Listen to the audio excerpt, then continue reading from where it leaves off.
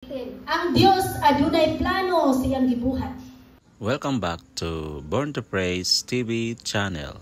We are created to praise and worship God. So una, kaila siya nimo. Ikaduwa, bisag asa ka na siya. Ikatulo, siya na buhat nimo. Ikaapat, doon na siya plano nimo. Kung ang plano ni Papa nimo sa imo, may mo ang doktor, si Lord doon na pa, mas labaw pa sa doktor.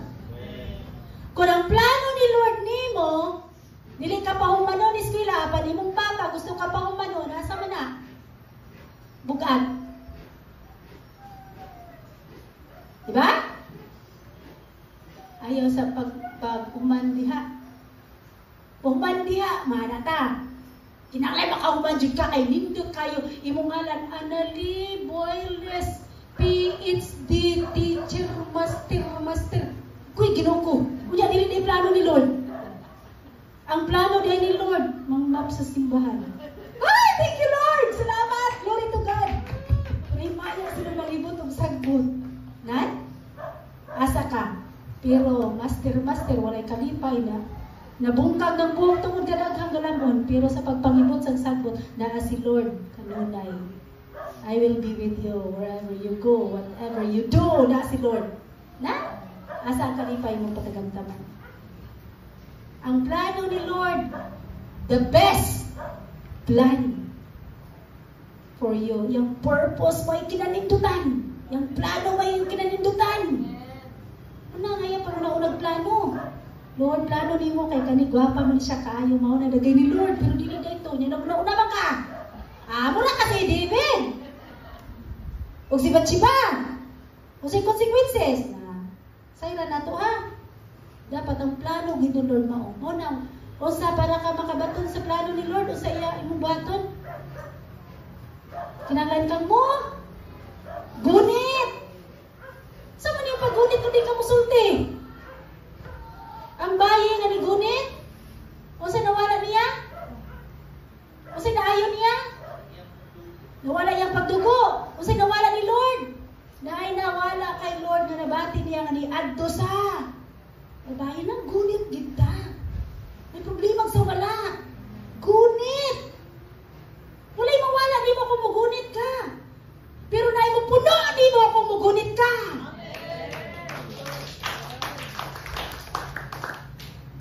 Kiri ka kagunit kay na'y mga tao.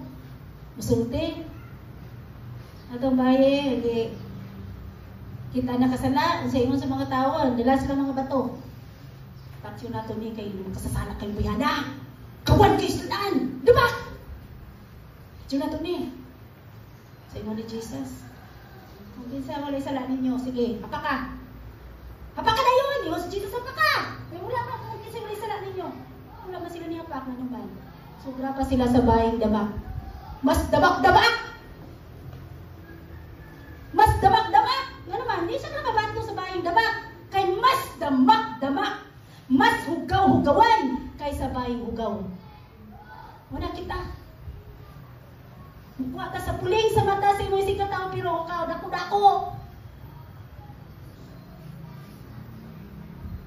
Migsoon, ang plano ni Lord, aron ka mo success, ayaw lingi, ayaw lantaw, kundi focus sa Ginoo. Why? Sa imong pagkahugaw, gilimpyuhan ka niya. Sa imong pagkasala, gipasaylo ka niya. Apil ka sa iyang plano. Apil ka sa iyang gugma. Apil ka sa iyang grasya nga iyabon niya nimo. Ihatag niya nimo. So, kinanglan ka, mugunit, ugugot. Migso.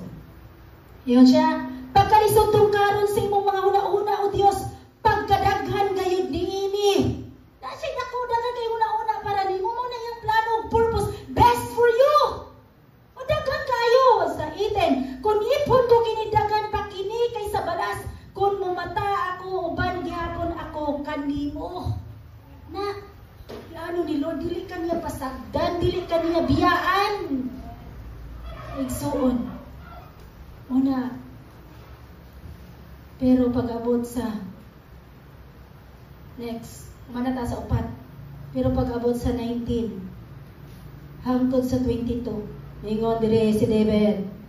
Pagkaayon ta Dios nga patyon mo ang mga dautan. Pagkaayon ta nga dili na ako sa bukod sa mga taong bangis. Nagsulti silang dautan batok kanimo o gipasipad-an nila ang imong ngalan. Gisalikway ko pag-ayo o Ginoo kadtong nasilag kanimo. Gidumtan ko pag-ayo kadtong misukol kanimo. Walay sukod ang akong kasilag kanila. Giisip ko sila nga akong mga kaaway. Gimension ba ni David ang iyang kaugalingon? Wala, iyang gimension. Dili gusto si David pasipad-an ang Dios niyang galagaran. Tungod kay gusto ni David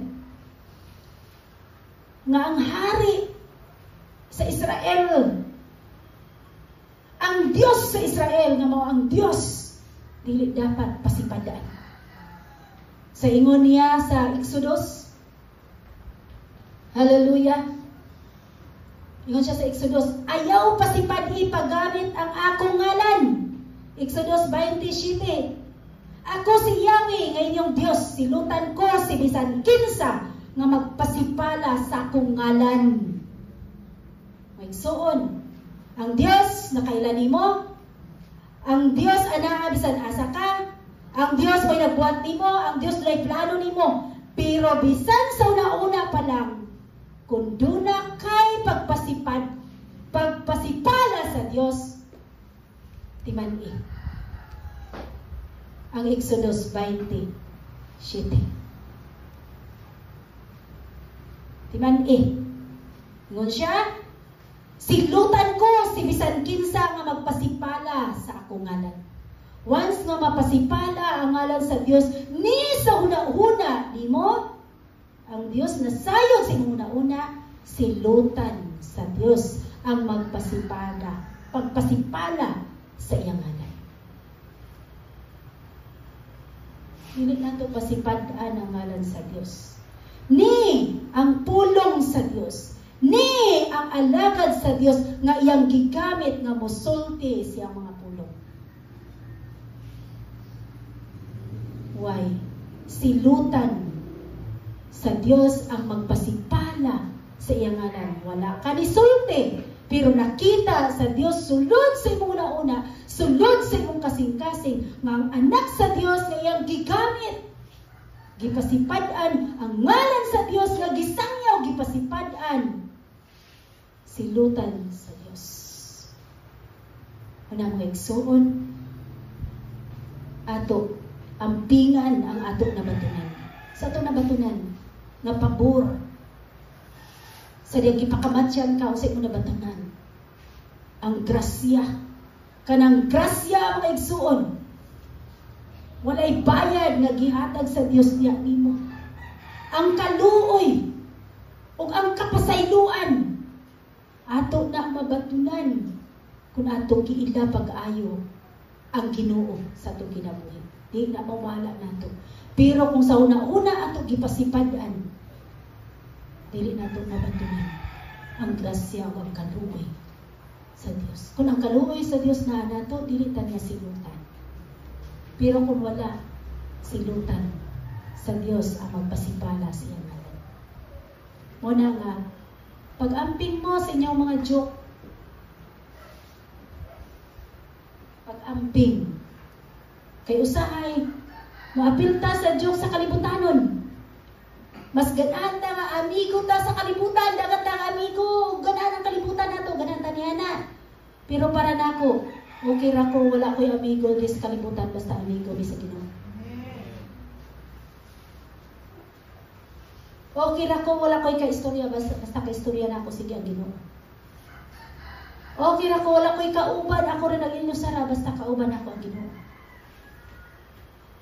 Why? He knows my name.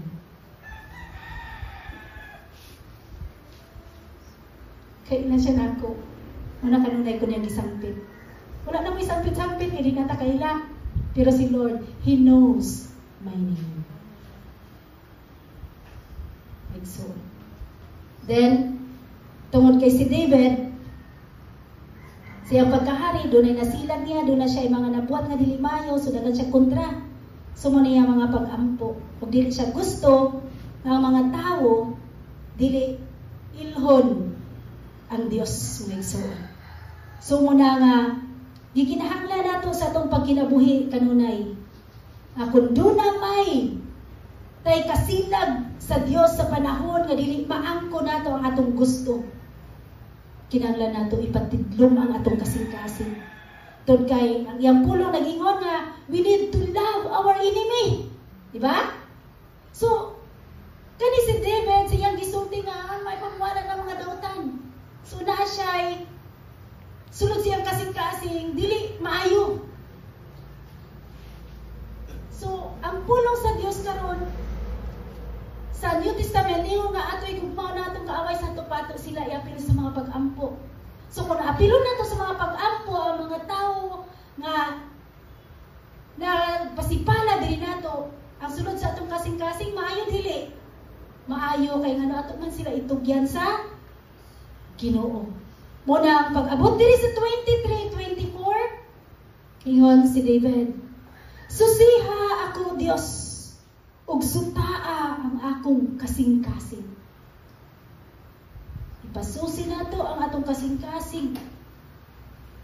Tod kay usahay do na tay hugaw nga gihambin sa atong isig ka tawo, di pastura. Pastura kay isugaw niyang mga mata. So natay gihambin nga mga dautan. Magibalag mi, di managad. Kita. So doon natin mga gahi diri sa itong kasing-kasing sama sa kinabuhi ni David, piringon siya, susiha ako Dios og sutaa ang akong kasing-kasing, sulay ako og sutaa ang akong una-una, tanawa kung aduna bay daotang butang dinhi kanako og tultuli ako sa dalan nga walay katapusan. Indot kaysa. So wala may tawo nga matarong. Tanan ang kasala ug nahilayo sa presensya sa Dios. Maigsoon. Muna ang magamatarong sa atoa. Mura gyud ang dugo ni Kristo Jesus. Batuni nga kanunay kang mugunit sa Dios. Nga mugunit man ko pastura sa Ginoo. Kay kaila siya nimo. Kung asa ka na siya nagbuhat nimo, sayod siya sa imong mga bukog-bukog. Nasayod siya kung sa imong gibati. Nasayod siya sa imong kidney kung ga-function pa bag wala. Nasayod siya sa imong blood nga ilapaw nas galon. Nisayod siya sa imong sugar. Nisayod siya sa imong mga mata, tanan. Doon na siya yung plano nimo. Siyang plano, makauban ka niya. Makitaan ka niya siyang pagbalik. Anong plano ni Lord? Pero kung dili nato ipasusi ang atong kasing-kasing, dili nato ipasuta sa atong buhi nga Dios sa atong kasing-kasing, nahimo tang hero sa atong kinabuhi. Nahimo tang kita tag-iya sa atong kinabuhi. Nahimo tang kita ang nagbuot sa atong kinabuhi. Kinsa dapat magbuot sa atong kinabuhi? Ang atong Dios.